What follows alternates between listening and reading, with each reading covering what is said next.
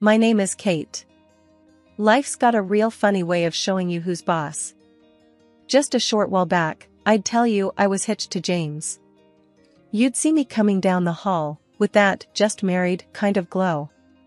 I had faith that quitting my gig at Laurentech for our marriage was the smart play. Love trumps a paycheck, right? Laurentech was this quirky joint. God knows, they had more rules than a prison. One of them serious deal-breakers was about family. James put a ring on it and, boom, we're suddenly in the hot seat.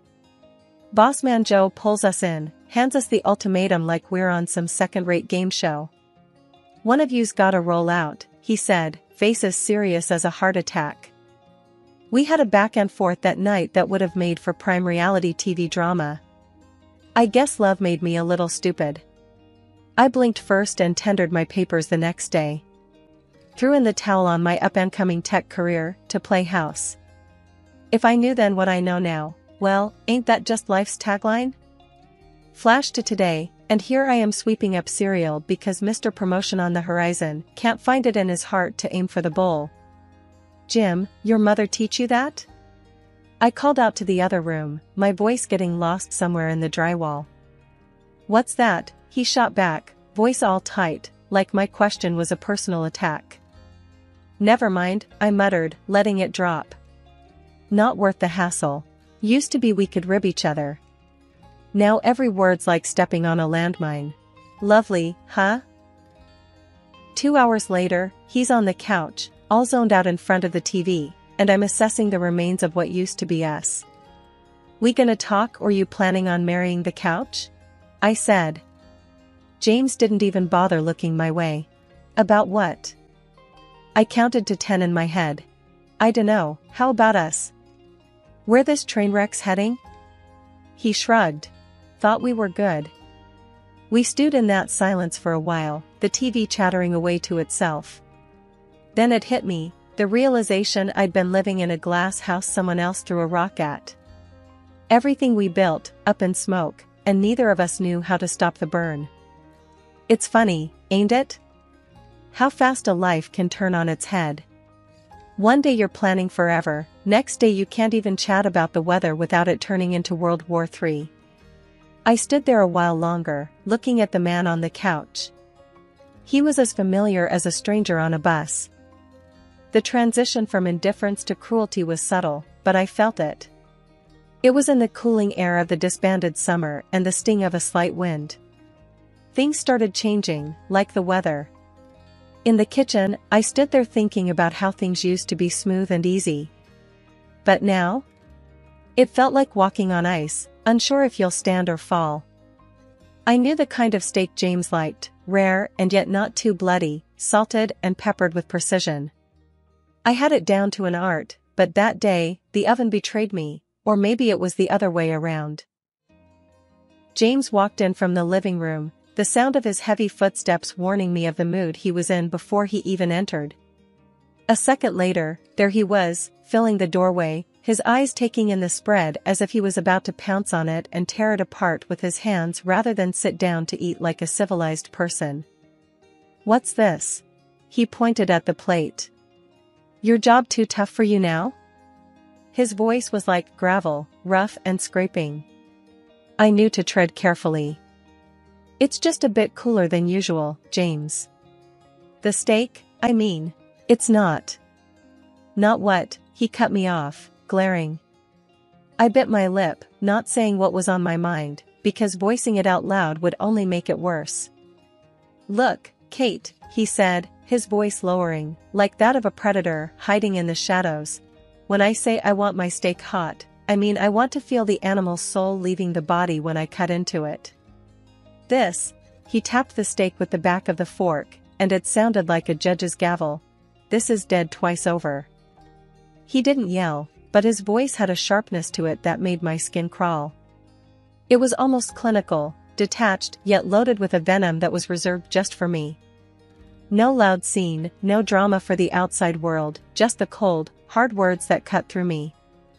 I stayed silent, knowing anything I said would just fan the flames. He pushed the plate away, and his downcast eyes met mine, full of something icy. Son of a... You know what, forget it. He turned his back on me and the food. I'm not eating this crap. He grabbed his keys from the bowl by the door, his movements jerky. Fix your mistakes, Kate. Or next time it'll be more than just dinner in the trash. The door slammed, a period mark to the tail end of the happiness we used to have. I was left there, staring at the closed door, the click of the latch loud in the quiet of the apartment. As his footsteps faded, I let out the breath I was holding. The steak. It just laid there, looking as forlorn as I felt. The trash can was the next thing I'd have to face, a cold reminder of my mistake. Throwing it away felt like I was tossing a part of myself with it, my effort, my care, my desire to make things work. But none of it seemed to matter. Perfect, they called us. His parents, our friends, they all admired the facade we put up. But behind closed doors, the story was different. Demands grew as my self-esteem plunged. James' favorite pastime became scrutinizing every corner of the house, every dish I prepared. I had no job, no income, just him and his approval, which became scarcer with each passing day. And on the nights his parents witnessed an act slightly less convincing than usual, the sofa was my cold reminder of failing to play the doting wife. Tonight was no different. The dinner table was set for two plus his ever-judging eyes. What's this? James's voice was flat, pointing at the steamed broccoli. Dinner, I replied, keeping my voice even. Broccoli again? Don't you know anything else? He scoffed, pushing the plate away. I bit back a sharper reply, knowing it wouldn't help. I'll make something else if you're not happy with it. That'd be a first, he muttered. The retort stung, fueling a silent anger inside me. I turned back to the kitchen, feeling his gaze on my every move. Where are you going? He barked. I said I'd make you something else, didn't I? My voice carried a hint of defiance I didn't know I had left. James stood up, his chair scraping loudly against the floor. Sit down. Let's not pretend like you've got other things to do. Your world revolves around me, remember? His words were a leash, pulling me back. Yeah, I remember. I heard him sit back down. No, sorry, no, thank you. Just a heavy silence that settled over us like dust. As the night dragged on, so did his critique. This house is a mess, he announced, seemingly out of nowhere. I followed his gaze. The books on the coffee table weren't perfectly aligned, a pillow was slightly askew, life happened in our house. But not the life he wanted. Clean it up. I wanted to scream. To tell him a house lived in would never meet his pristine standards. Instead, I fixed the pillow, straightened the books, and swallowed the lump in my throat. The place could use some work, I muttered under my breath. What was that? His voice had a sharp edge. Nothing, I said quickly, louder now. Just talking to myself. He eyed me with suspicion but said nothing more. In bed, I lay awake, staring at the darkness. The chasm between us was filled with unspoken thoughts and stifled dreams. I thought of all the words I wanted to say, the accusations, the hurt, anger, and all the wishes for a life that felt like it was slowly slipping away from my grasp. I was tethered, bound by invisible chains of dependency and fear. Perfect, they said. But perfect was just a word, and words were the cheapest currency in the economy of our sham of a marriage. So there I was, just a regular day heading back from the store, arms loaded with groceries. Never did it cross my mind that a bit of ice on the sidewalk would land me square on my rear, but life's got a twisted sense of humor, doesn't it? Down I went with a nasty slip, and the pain shot right through my leg like nothing I've felt before. I tried to get up, but no dice.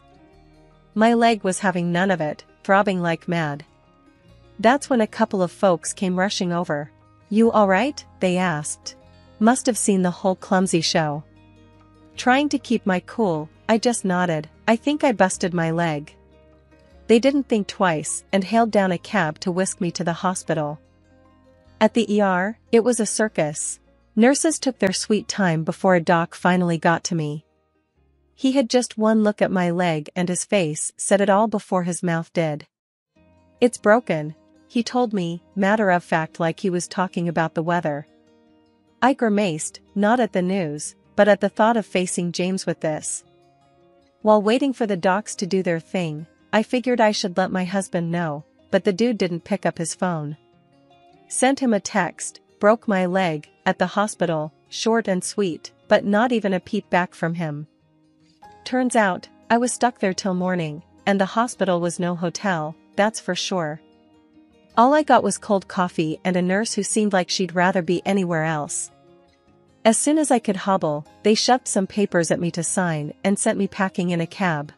Back home, the cast was as white as the snow outside and twice as annoying. James was waiting, his face like a thundercloud ready to burst. "No, how you doing?" or "What happened?" He just goes, "Where's dinner?" Really? I'm standing there on crutches, leg in a cast, and he's all mad about dinner? I snapped back. "What do you think? I went dancing. Look at my leg." But he's on a roll, acting like I did it on purpose. "You always have excuses," he sneered. "Can't even do the one thing you're supposed to." Can you believe that? After a night in the ER, all he cared about was his stupid dinner. The whole thing was too much. There I was, hurt and shaking, and he couldn't care less. The air was as cold as that patch of ice I'd slipped on, and I knew right then, this was more than just a broken leg. It was like the ice under us had cracked wide open. I hauled myself toward the kitchen table, crutch by crutch, as if every step was a mile. I was cooking dinner for my beloved husband, it's funny. The bin was near overflowing, and I'd missed it. It was a tiny slip-up, but with James, nothing was ever tiny. "What's this now?" James barked, catching the sight of the unemptied bin. "You're home all day, and you can't even manage the simplest tasks." He stormed over, all bluster and rage, and with one swift motion, toppled the bin, its contents sprawling like a small-scale disaster at my feet. "Clean it up," he thundered. My fingers shook as I reached down, but not from the physical pain of my injury. It was something deeper, a crack in something that had once been whole. That night was sleepless, the echoes of his voice blending with the hot sting of tears. Morning came with no comfort, just the light revealing the mess of last night. I sat at the kitchen table, papers in front of me, the sound of coffee dripping in the background. James stumbled in, the stink of beer still on him from last night. "Morning," he growled, his voice like gravel. "What's for breakfast?" I pushed the papers toward him. "I've got your breakfast right here." He squinted down at the divorce papers, unreadable for a moment. Then he looked up, a sly, mocking smile spreading across his face. "You serious?" "As a heart attack," I said. Though inside, my heart was racing, like it could bust out of my chest. He threw his head back and laughed, rough and loud. "You ain't got the guts." I clenched my jaw. My voice came out low and steadfast. "Already did it. Just need your sign off." He leaned down, face inches from mine. "You think you can survive without me? You're a broken bird, can't even take out the trash." "I'm done talking, James," I said, meeting his stare. "Sign the papers, or I'll have the law make you sign." He scoffed, grabbed the pen with a squeezed grip, and scrawled his name, each stroke heavy and deliberate. He threw the pen down like it was on fire. "Good luck, darling," he sneered. "You'll be crawling back before the month's up." But I wouldn't. I couldn't. This was my line in the sand, the overflowing bin that couldn't take more trash, more lies. Despite everything, I smiled, because that paper felt like the first step on crutches toward a different life. "Crawling's not my style," I said quietly. When I opened my eyes the next morning, everything was too quiet. Too calm. It was weird waking up to silence when inside, I felt like everything was about to blow. That's when he told me. Over a cup of coffee, he said we had to get the property split locked down. And, oh boy, he already had a lawyer in mind. Some hotshot in the city, near Lauren Tech. "You coming with me?" he said, not asking. "We'll get this done today." I really didn't have much of a say with my leg all broken and useless, so I just nodded. He helped me into the car, propped up my cast, and off we went. Everything was fine, normal even, until it wasn't. We were zipping down the highway, the city in the distance, like a bunch of toy buildings. Then he pulled over, sudden like. Said the wheel needed air. "I'll check it out," he mumbled. The next thing I know, he told me to get out of the car. "Just want to make sure we are safe." His tone was off, and not in a good way. But I got out, leaning on the car for support and feeling every bit as fragile as my plastered leg. He fiddled around by the tires for a minute, and then, without any kind of warning, hopped back in and hit the gas. I mean, he took off so fast I barely had time to shout. So there I was, out in the middle of nowhere with nothing but the sound of his car disappearing down the highway. I couldn't believe it. Was this really happening? I didn't have to think twice. My phone was in my hand, and I was hitting record. When he picked up, he was all smug. I've never hated the sound of a voice more. "Come back," I yelled. "This isn't funny." But he just laughed. Actually laughed. Said something about me getting what I deserved for wanting a divorce. Can you believe that? The line went dead, and the weight of what just happened slammed into me like a brick wall. I stood there on the side of the road, watching the taillights of his car disappear into a blurred speck in the distance. I was alone, miles from anything that resembled civilization. The chill in my bones went deeper than the winter's touch. It was the harsh truth gnawing at me. I was truly on my own. Cars whizzed by, each one felt like a sting. None of them stopped. Why would they? It's not their drama, not their craziness to deal with. I was just some woman on crutches on the side of the road to them. The chill was setting in, biting through my jacket as the minutes dragged on. There wasn't a soul in sight until a gorgeous Jeep truck rattled to a halt beside me. Behind the wheel was the one I least expected to see here. My former boss, Joe. As the car's heater blasted warm air, I could feel my cheeks and hands start to regain some feeling. Joe glanced over at me, his brow heavy with concern. "You look like crap, Kate, you know that?" he said, gruff, but kindly. "Why the hell didn't you call someone?" I shrugged, feeling the weight of the situation press down on me. "Thought I could handle it," I muttered, my voice barely above a whisper. "He left you on the side of the road with a broken leg?" His voice rose, incredulous and angry. "That James is a damn coward." I nodded, hugging myself tighter as I remembered the icy wind and the pain. "Yeah, I guess he is." We reached Lauren Tech, and Joe practically carried me up to the 5th floor. The familiar sounds of the workplace surrounded me, a jarring yet comforting reminder of a life I once knew. Inside his office, Joe handed me a mug of coffee, which I clutched gratefully between my hands. The aroma was a heady promise of warmth. "Thanks, Joe," I said after taking a tentative sip. The coffee was strong, just the way I liked it, a sharp contrast to the bitter cold I had endured. He grunted, pacing back and forth like a caged animal. "Can't believe that bastard. After everything." "Let's not talk about him," I interjected, keen to avoid going down that road. We sat in silence for a moment, the only sound the ticking of the clock on the wall. It was a comfortable silence, born from years of working together and understanding the ebb and flow of each other's moods. Joe finally stopped pacing and turned to face me. "What are you going to do now, Kate?" His tone was serious, the playful edge gone. "I don't know," I admitted, feeling lost. "I really don't know."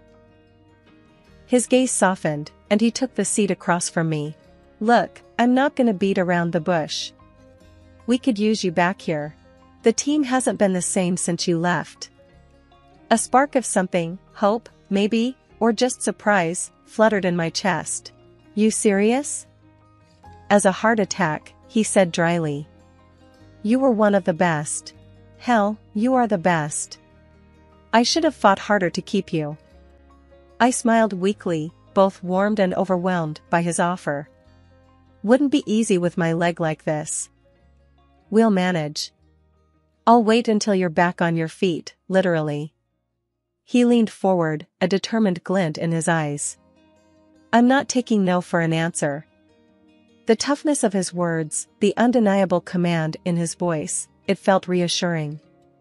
Against the backdrop of uncertainty and pain, his offer was a beacon. I'll think about it, I said, knowing full well I'd already made up my mind. I'll think about it, I repeated, allowing a smile to play on my lips. Joe grunted in response, a sound that conveyed understanding and a touch of impatience.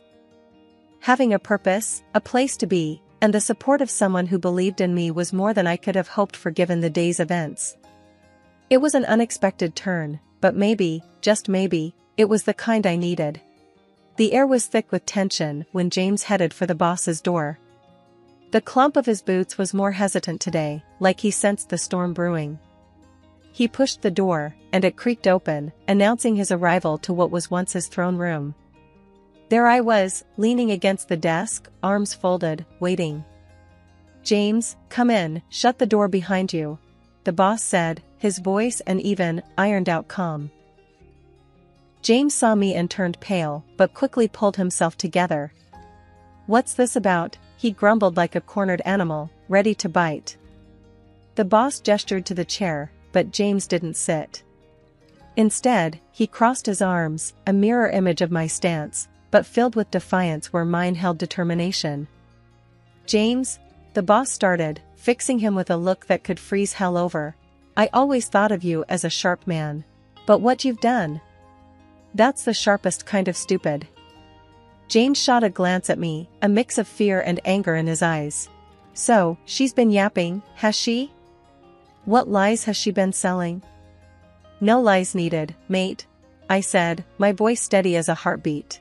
Just played him the greatest hits of your ugly symphony. You've been recorded, clear as day.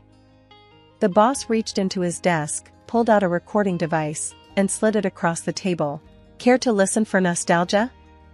James's face turned the color of concrete. You can't do this. You can't fire me over. Over what, James? Over you terrorizing your wife, my employee? Oh, I can. And I am. The boss cut in, his voice cold steel. James's eyes darted between the two of us, looking for some crack in the armor, some slip of weakness. But there wasn't one. I'll take you to court, he spat out. That's funny, I said with a cold laugh, 'cause that's exactly where we're going. Only difference is, I've got a bed of evidence, and you've got nothing but lies and empty threats. The boss stood up, the chair screeching against the floor like a war cry. Get out of my office, and get out of our lives. You're finished here. And with that, James's fate was sealed. In the courtroom, the evidence weighed heavier than his words, heavier than his anger. The judge didn't hesitate, hitting the gavel like a nail in the coffin of our married life. Sentence you to pay the compensation, and this court grants the separation, the judge announced, and it was like the first breath of spring air, chilly but promising blooms. Back at the job, I slid into the familiar groove of my work, but with a new shine on it. I wasn't just doing tasks, I was rebuilding. Every keystroke was a brick, every good morning mortar, every completed project a pillar in the house of my new life. Kate, my colleague Mark said, breaking my concentration. Must feel weird, huh? Getting everything back? I swiveled in my chair, facing him. Weird doesn't start to cover it, Mark. Feels like I've come back from the dead. Mark chuckled, his laughter rumbling like an old pickup truck. Zombie Kate, back for revenge. I cracked a smile. Something like that. Only this time, I'm not taking any crap from anyone. No more Mrs. Nice Gal. That's the spirit. You know, we all got your back here, no matter what. I nodded. The warmth in the office was more than the heating. It was the camaraderie, a shared fortress against any storm that might come.